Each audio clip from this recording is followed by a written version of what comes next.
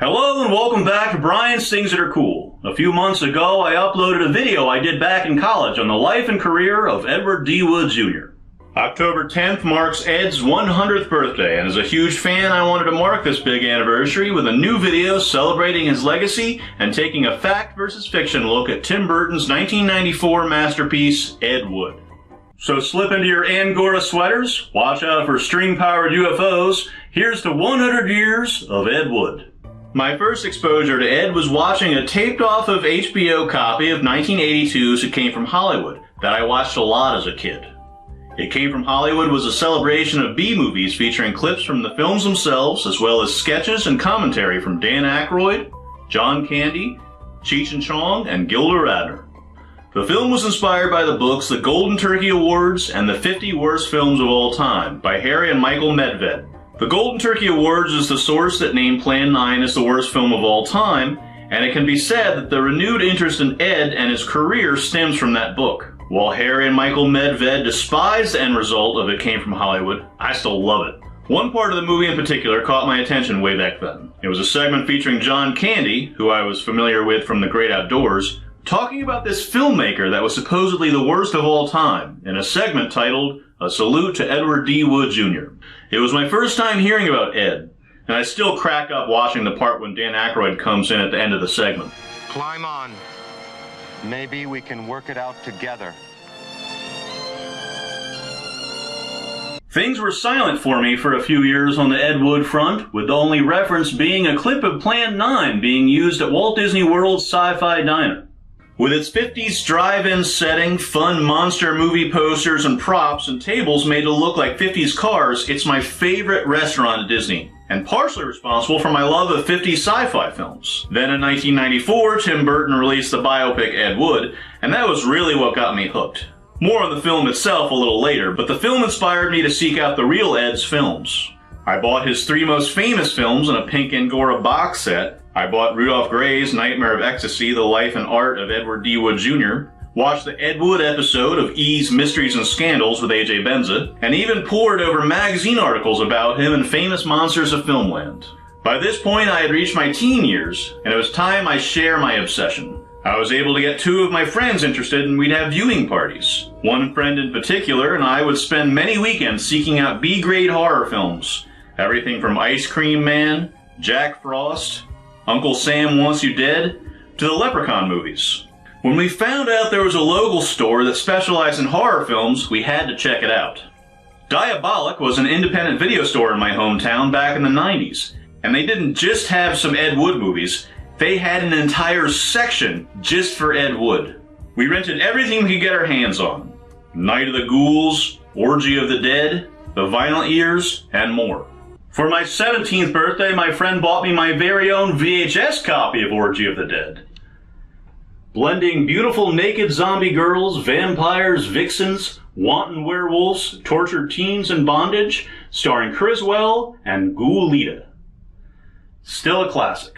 I still have fond memories of me and my friends quoting lines from the movies, and as a goof, joining the online Church of Ed Wood. As I recall, my baptism name was Lobo. It's amazing what you could find on the internet back then. In 1994, Tim Burton released a biopic, Ed Wood, and in one of the coolest movie-going experiences of my life, I got to see it in Hollywood. My family was on vacation at the time, and among other adventures like watching them film a scene from the 1995 Ray Fiennes sci-fi flick Strange Days, and seeing Brendan Fraser shopping for music at Tower Records, we took in a movie. I knew very little about Ed at the time, but the movie instantly grabbed me. Tim Burton's Ed Wood is a condensed, Hollywoodized version of real-life events, so I'd like to compare fact versus fiction for some key moments in the film. This is in no way to demean the film, as I absolutely love it, and I'm not going to cover every inaccuracy. This will be a general overview of the movie that'll give a little bit more story and hopefully fill in a few gaps. Burton's Ed Wood takes us through the behind-the-scenes stories of filming Glen or Glenda, Bride of the Monster, and Plan 9 from Outer Space, as well as a number of key moments from the personal lives of Ed and his acquaintances. Burton's film opens in October of 1948, with Ed debuting his stage play, The Casual Company. The Casual Company was a play Ed wrote based on his service in the United States Marine Corps, and opened at the Village Playhouse to negative reviews. The film says theater reviewer Victor Crowley didn't show up for press night and sent his copy boy to see the play and write the review. This was close to reality, but in a letter to his father, the real Ed said the drama reviewer was a Mr. Bromfield and chastises the copy boy for trying to make his career by turning in a bad review. Despite claiming in a letter to his father that they were staying afloat, Ed spent all of the earnings from the play, and it closed after a week or so. Before jumping into Glen or Glenda as depicted in the film, Ed did another stage play as an actor this time, portraying the villain in The Blackguard Returns, for which he was literally paid in beer and pretzels. The same year as Casual Company in The Blackguard Returns, Ed wrote and directed a low-budget western called Crossroads of Laredo, with a friend and producer John Crawford Thomas. The film was shot in 2 or 3 days at a ranch they rented for $60 a day and shot silent with a plan to go back and later dub dialogue. The film was edited and had music added decades later and included as a special feature on the Ed Wood documentary, The Haunted World of Ed Wood. John Crawford Thomas burned through all the money they had to keep the film going, but once the money had run out, Ed was gone. Ed's first job as a hired director followed. A TV melodrama called The Sun Was Setting, which is notable for having TV's first Lois Lane, Phyllis Coates, in the cast. Within the Casual Company scene in Burton's film, we meet Bunny Breckenridge, played by Bill Murray. Bunny was openly gay and a drag queen who performed in Paris in his younger years under the name Jacques Solange.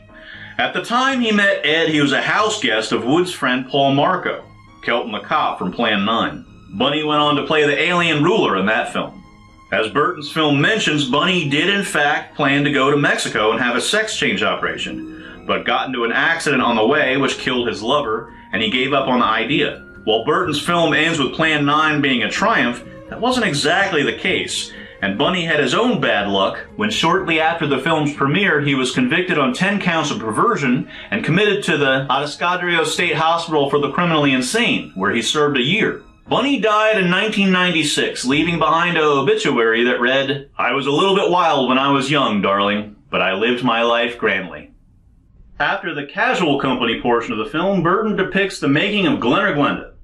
It's revealed here that Ed is a transvestite as he answers an ad seeking a writer and director for an exploitation film about the first sex change operation, Christine Jorgensen. As depicted in the biopic, Glen or Glenda very quickly changed from a sex change flick to one about transvestitism.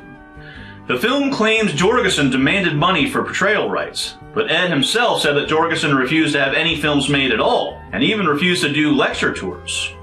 In a comical scene in Burton's film, Ed meets Bela Lugosi outside a coffin shop where Bela is shopping for a casket.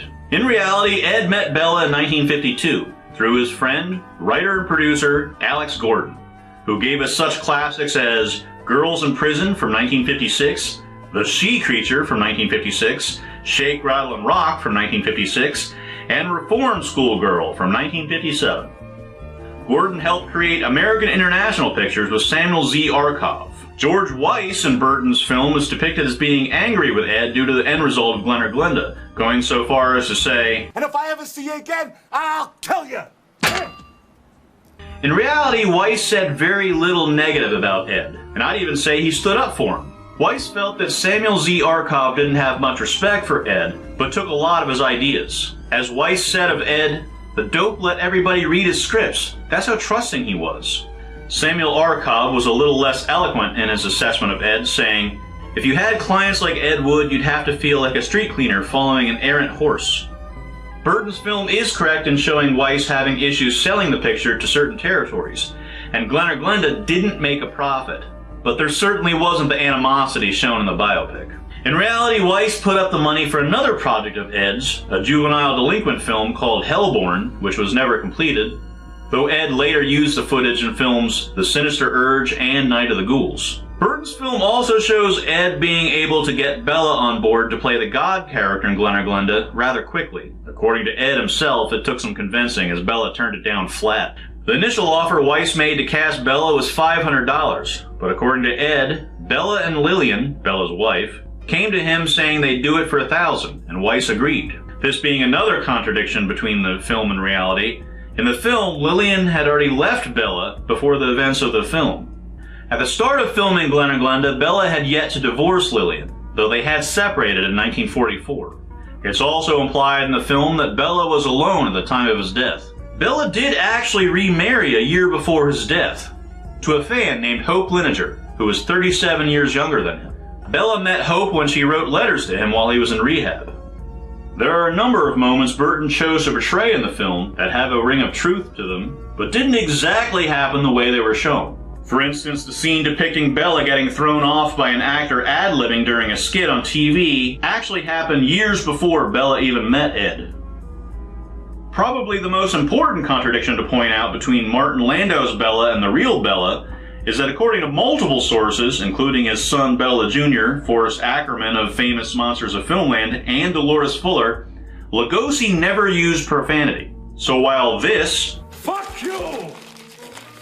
Karloff does not deserve to smell my shit!" is an entertaining moment in the film, is pretty far from the truth. There are at least two other films that Burton chose not to talk about in his film: Jailbait from 1954, which fell between Glenn Glenda and Bride of the Monster, and Violent Years from 1956, which fell between Bride of the Monster and Plan 9. So the film jumps from Glenn Glenda to the making of Bride of the Monster.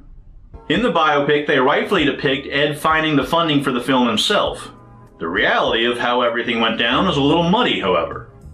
Ed claimed later that the film's star, Loretta King, had millions of dollars and was allergic to liquids. Dolores Fuller claimed that Bride of the Monster was short by $60,000, and that Loretta came through with the money, getting Dolores' part in the process. Loretta claimed she never had the money, and was never even approached by Ed or anyone else about funding the production, figuring she had gotten the part because Ed didn't want someone in the role he was involved with. Dolores had been in both Glenn Glenda and Jailbait, so I questioned that. Loretta also said the rumor of her being allergic to liquids was false as well. Whatever the truth, the film had a rocky on-again, off-again production schedule as money kept running out, until Donald McCoy, the owner of a meatpacking plant, put up the full amount under the condition that his son Tony be cast as the film's hero, and that the film itself end in a giant explosion. This was depicted quite accurately in Burton's film. The most famous scene from Bride of the Monster is arguably the octopus scene, which Burton recreates very well. The octopus, as Burton shows, was indeed stolen by Ed for the finale. In reality, it was property of Republic Studios, and had been used in 1948's Wake of the Red Witch. Not only did they forget to steal the motor to make the creature's leg move, they also lost one of its legs taking it down from the ceiling of the studio's warehouse.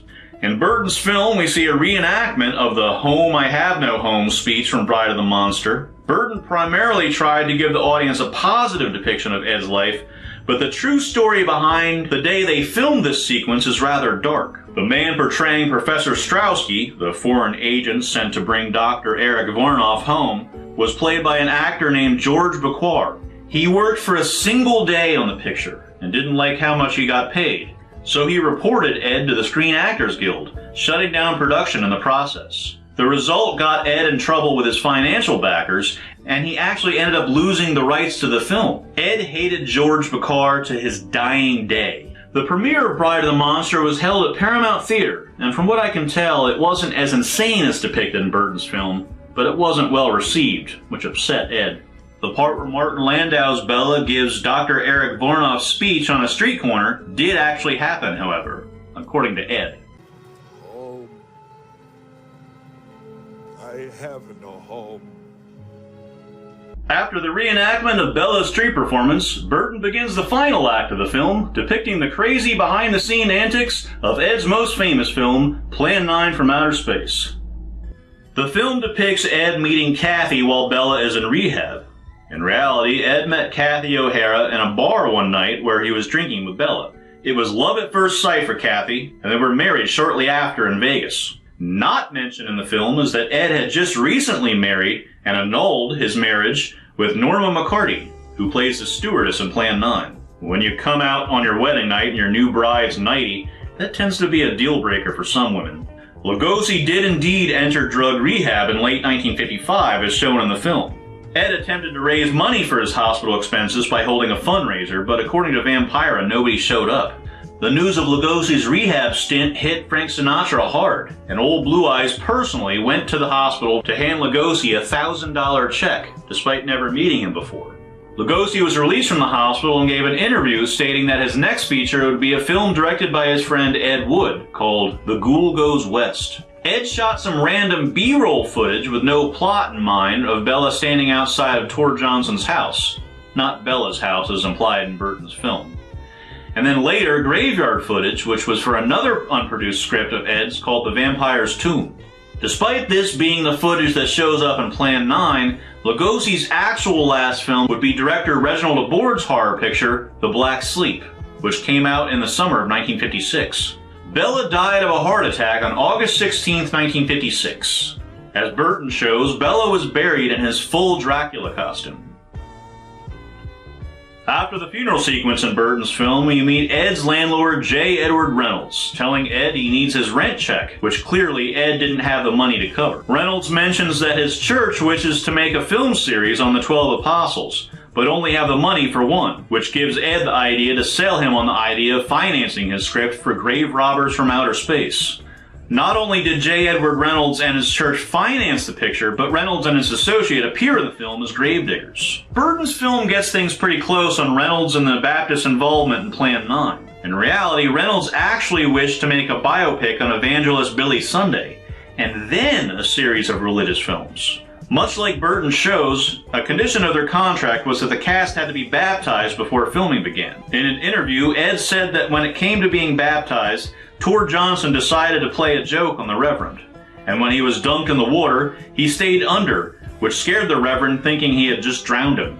Burton recreates the sets during the Plan 9 segment perfectly, and the inaccuracies are minor, but there are a few. It wasn't Bunny that suggested that the aliens look a little less human in the film, but makeup man Harry Thomas. Thomas had already made elongated prosthetic chins for the actors, as well as cat-eye contact lenses, and wanted to spray the costumes with illuminated paint. He figured it would take 15 to 20 minutes for each actor to get them ready for the scene. But Ed refused, saying he didn't have the time.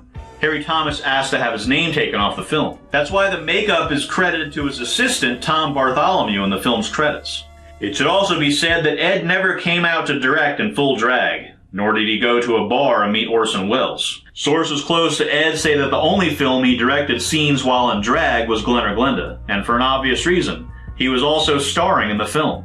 There was never an on-set blow-up with the Baptists, only a few personal matters between Ed and J. Edward Reynolds. Reynolds did take umbrage to a few items in the script, and it seems he was aware of Ed's transvestitism, which he didn't feel was good for the church. They did have a pretty ugly falling out later, but that was a landlord-slash-renter issue. I've never come across any evidence of Ed having met Orson Welles, but he was a great admirer. However, Orson Welles did have a relationship with Vampira, and his cameraman, Ray Flynn, was a good friend of Ed's. In fact, Flynn shot some of the better composed scenes of Crossroads of Laredo. Burton ends the film on a triumphant note, a big premiere for Plan 9 at the Pantages Theater in Hollywood. Ed and Kathy arrive slightly late in a rainstorm, but are greeted with thunderous applause as Ed and members of the cast proudly watch all their hard work on the big screen. Ed remarks, "This is the one. This is the one I'll be remembered for." It's a powerful ending, and rather inspiring for anyone who's seen a lot of adversity, but continued to move forward. Unfortunately, it's not entirely accurate. Ed did arrive to the premiere in a rainstorm, but the premiere was held at the Carlton Theater in Los Angeles on March 15, 1957.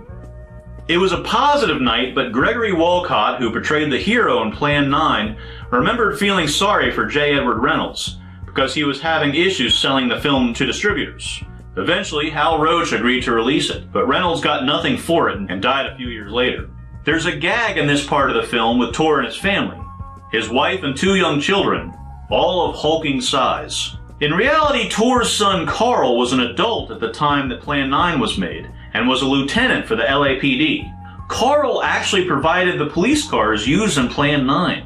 Plan 9 from Outer Space would go on to have more success in TV re-airings than its initial theatrical release. But true to Johnny Depp's line at the end of the film, Ed was truly proud of Plan 9. Ed would later say, "If you want to know me, see Glen or Glenda. That's me. That's my story. No question. But Plan 9 is my pride and joy." Thank you for watching. I hope you enjoyed my tribute to Ed on his 100th birthday. If you'd like to be kept up to date as to when I release a new video, go ahead, hit that subscribe button. And if you really want to be notified, hit that bell as well. I'm Brian, and happy 100th birthday, Ed. God help us in the future.